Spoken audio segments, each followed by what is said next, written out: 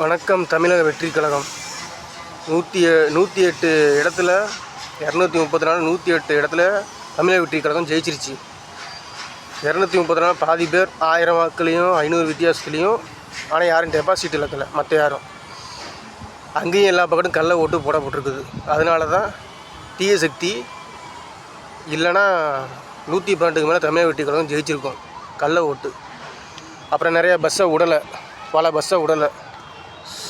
ஆக 3 தீய சக்திகளும் சேர்ந்து ஒரு தூய சக்தியை எதிர்த்து நிற்கிது. ஏன்னா அவ்வளோ லஞ்சம், ஊழல், கொள்ளை அதிகரித்து போய் கிடக்குது. அப்போ இதை யார் தடுக்க போகிறா?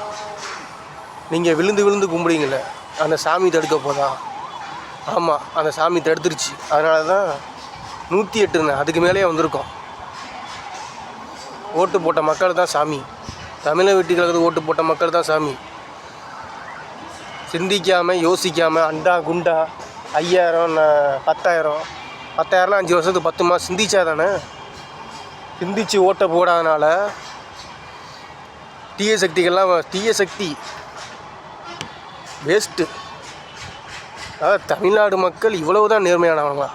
அவ்வளவுதான். இப்போ மற்ற எல்லாமே தீய சக்தி, கெட்டதுக்கு தோண போகிற, ஊழலுக்கு தோண போகிற மனுஷ ஜென்மமே கிடையாது.